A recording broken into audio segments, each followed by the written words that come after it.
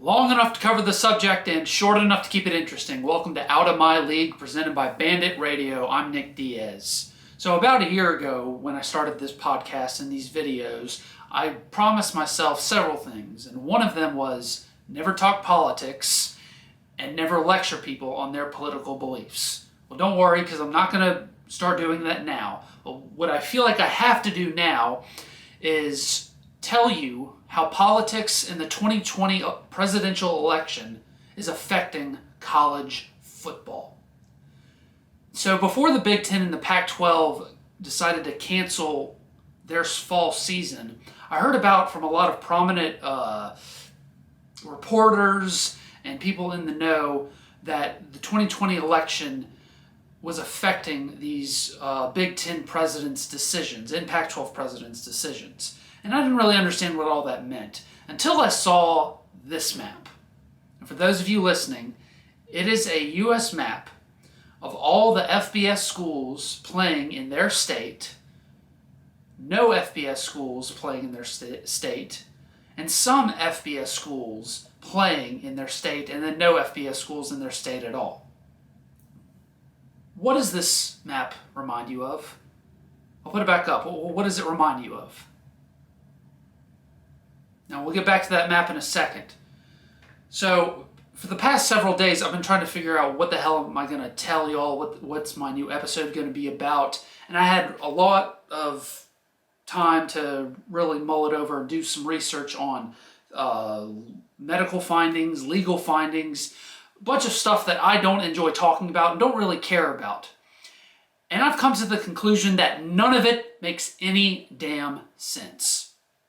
It doesn't make any sense why universities think they're liable for football players, but not liable for bringing back tens of thousands of students back on campus.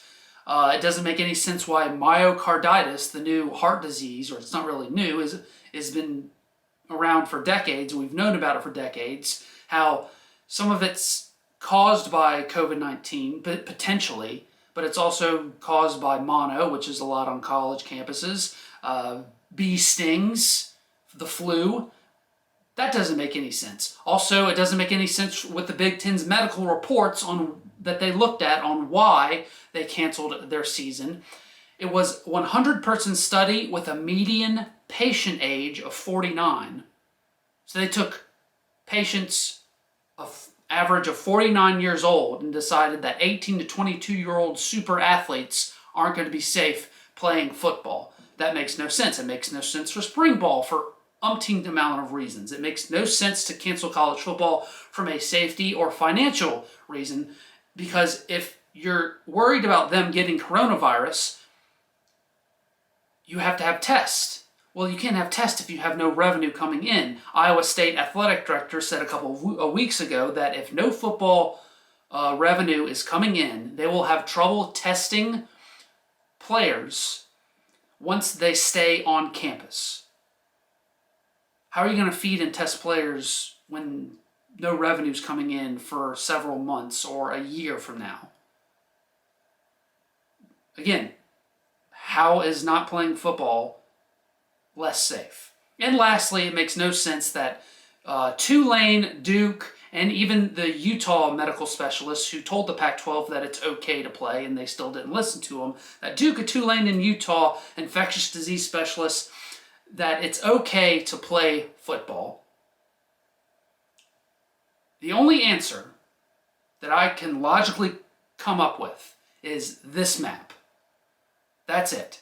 The map shows you financial reasons for why the South is playing football, because most of the SEC, ACC, and Big 12 and college football towns in the South are all small cities. Their economy is so reliant on college football being played. In places like the Big Ten, some in the Big Ten, and mostly in the Pac-12 are larger cities. For example, Chicago in the Big Ten. In the Pac-12, it's Seattle, Los Angeles, the San Francisco Bay Area, the Phoenix Tempe area. Go on and on and on. Salt Lake City is another one. They're not really beholden to college football, so money's not a driving issue. But it still doesn't make sense why they're not doing it if they're only concerned about safety and not money.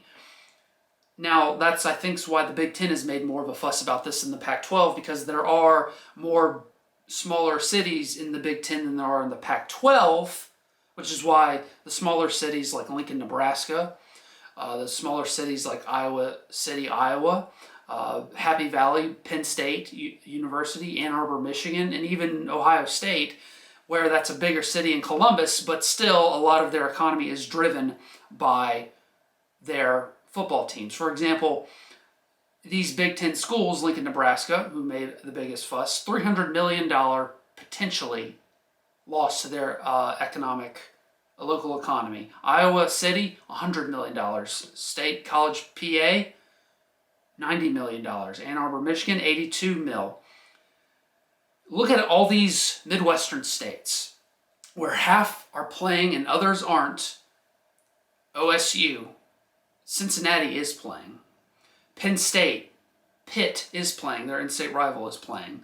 Iowa, well, their rival, Iowa State, in the Big 12 is playing. What are they going to think if the season comes and all these other conferences are playing and in their state and they aren't allowed to? What are they going to think? Now, why did the Big Ten conference and the Pac-12 conference, without any sound logic, decide to do this? What's their motivation? This is where the politics comes in. It's no secret that roughly 90%, again, I'm not saying this is right or wrong, it's no secret that roughly 90% of university staff and administrators lean politically left.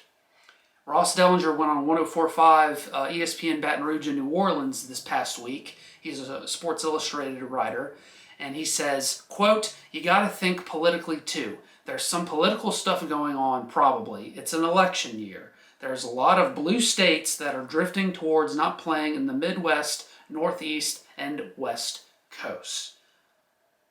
I also don't think it's a coincidence that the President of the United States immediately tweeted out in favor, #WeWantToPlay, 3 times, and came out again in support for these players playing during one of his press conferences. It's also another reason why yesterday the New York Times said that the president campaign issued a fundraiser titled "Why the Radical Left is Trying to Cancel College Football." You're going to have economic depressions in your local cities. Now, I don't know who's right. I don't really care who's right. I just know college football is not going to be played in those cities, in those towns, in those fan bases, and those coaches and players I feel very bad for. Where's that blame going to go to? Well, that's going to be up to the fans and the voters' decision. But all I know is that I think it's pretty bullshit that politics, not safety, not even money to some extent, but mostly politics had a lot to play in why these college football players, these local businesses, will not rightfully get their chance to succeed this season in the Midwest and in the West Coast because of political lines being drawn in the sand.